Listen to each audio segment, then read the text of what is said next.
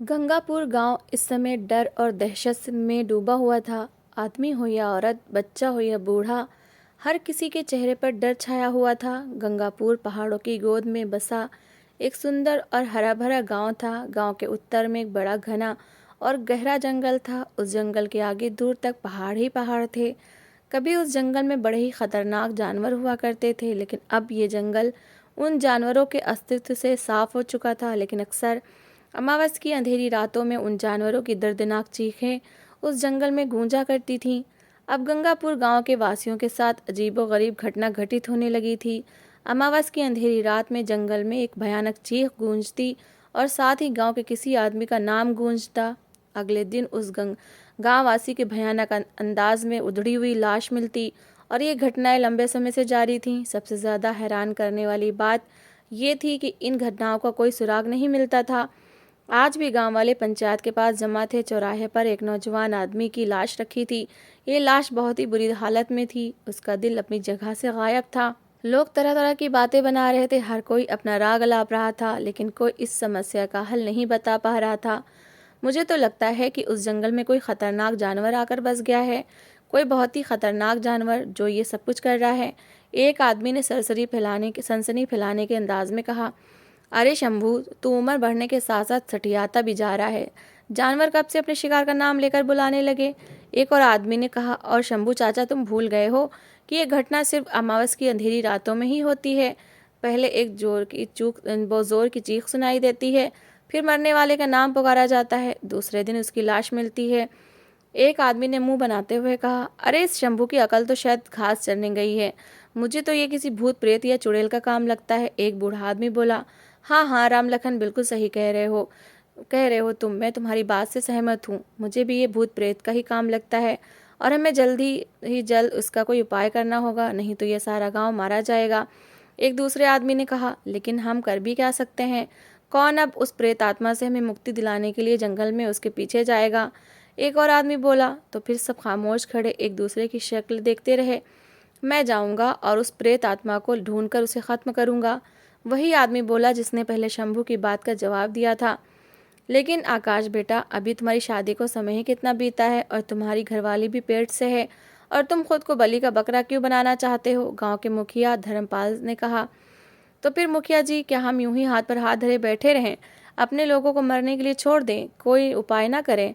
आज नहीं तो कल हम में से किसी की भी बारी आ सकती है, फिर हम क्या करेंगे। आकाश ने जवाब दिया। लेकिन बेटा, धर्मपाल ने कुछ कहना चाहा, लेकिन आकाश ने उनकी बात काट दी। मुखिया जी, लेकिन वकील कुछ नहीं, सब विचार बेकार हैं। हम यूं नहीं बैठ सकते। अभी तो इस बेचारे का क्रियाक्रम करें। अगली अमावस की रात में अभी बहुत समय बाकी है। मैं उस प्रेतात्मा की लाश तलाश में ज़रूर जाऊंगा और उसका खात्मा करके ही लौटूंगा।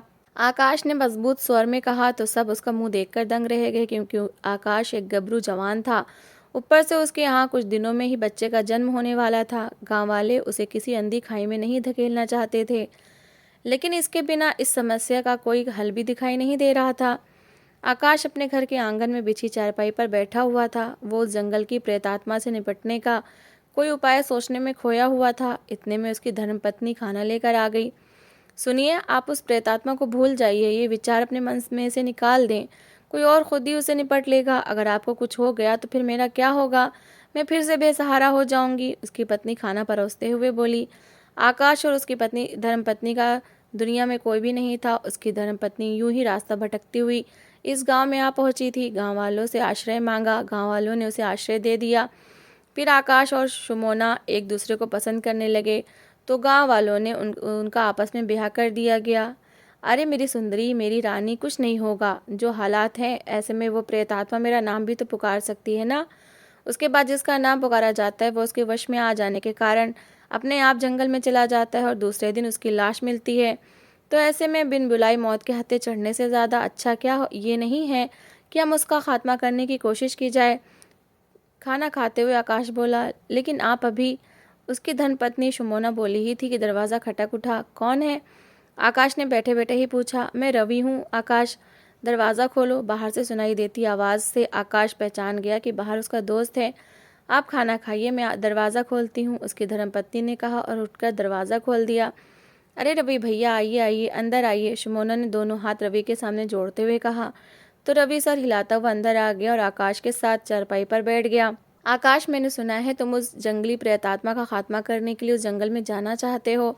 हाँ बिल्कुल रवि, और अब निर्णय लेने का समय आ चुका है। अगर हम हाथ पर हाथ धरे बैठे रहे तो सब मारे जाएंगे, बस इस गांव में खाली घर ही रह जाएंगे। देखिए ना रवि भैया, अब आप ही अपने दोस्त को समझाइए, उस जंगल में बहुत खतरा है।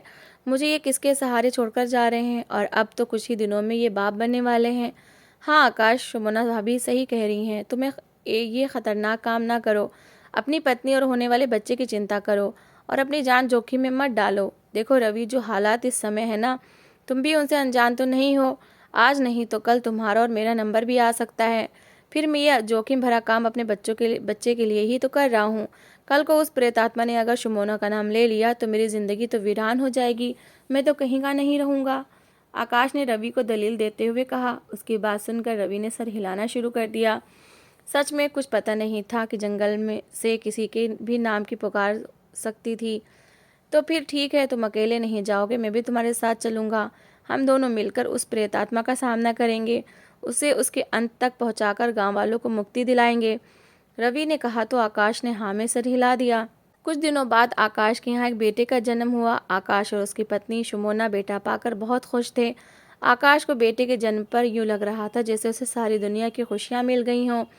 रवि भी आकाश के बेटे के जन्म पर बहुत खुश था। आकाश अभी खुशियों में खोया हुआ था कि अमावस की रात आ पहुंची। जंगल से एक जोरदार चीख उभरी। आकाश की पत्नी और बेटा जंगल में गायब हो गए थे, लेकिन हैरानी वाली बात तो ये थी कि इस बार सिर्फ चीख ही गूंजी थी। आकाश की पत्नी शुमोना और बेटे का नाम नहीं पुकारा गया था।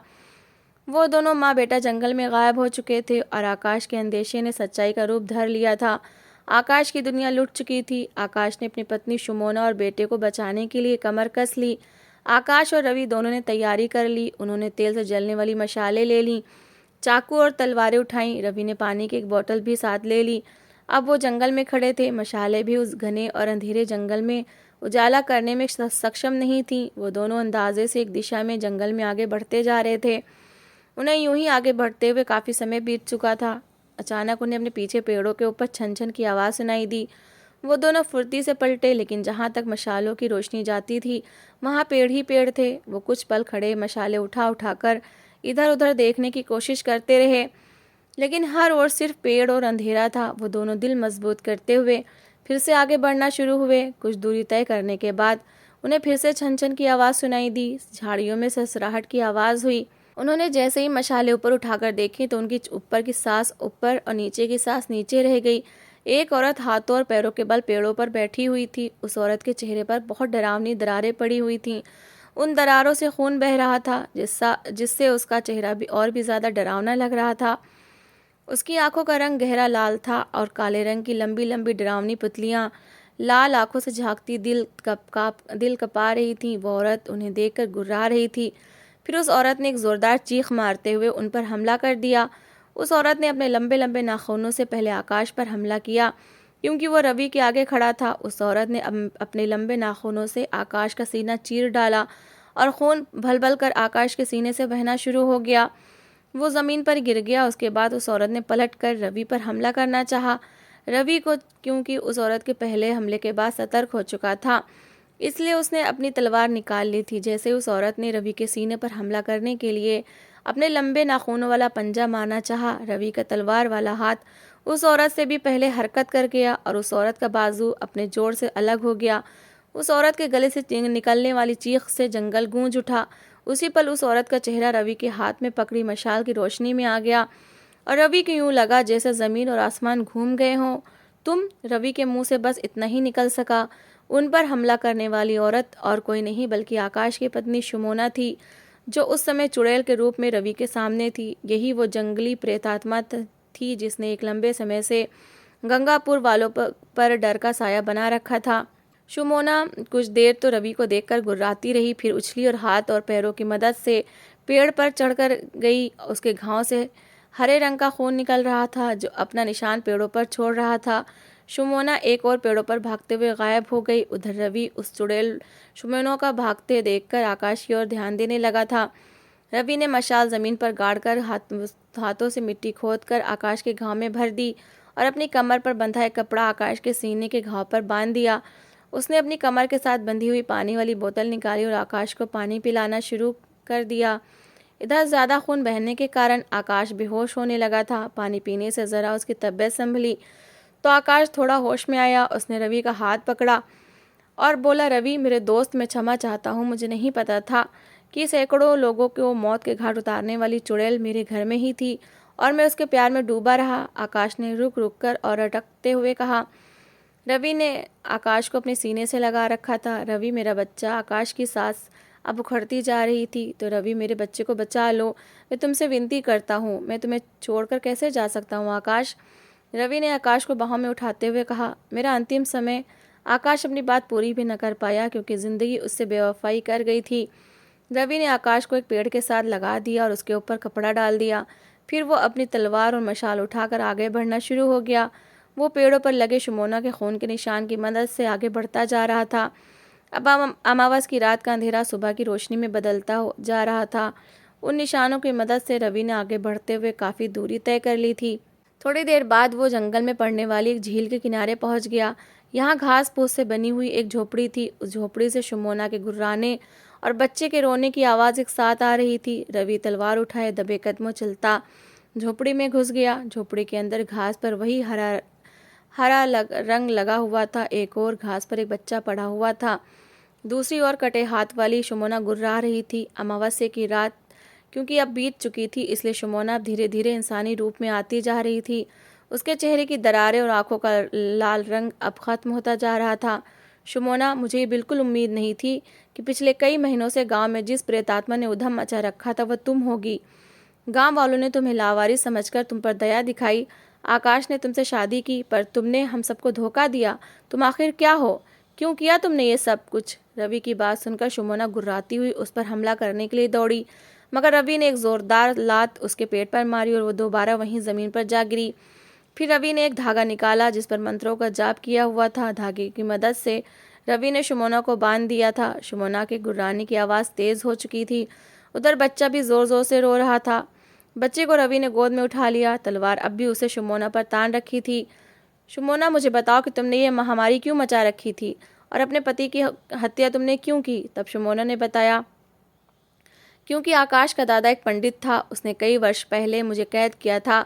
मुझे अमर होना था और अमरता मुझे सिर्फ इंसानों की बलि देकर ही मिल सकती थी। लेकिन आकाश के दादा ने मुझे कैद कर दिया। गंगापुर की जो पहली बलि मैंने दी थी उसे मैंने मोह माया की लालच में लुभाया था। उसने मुझे आज़ाद किया। फिर मैंने इंसानों की बलि देना शुरू कर दिया।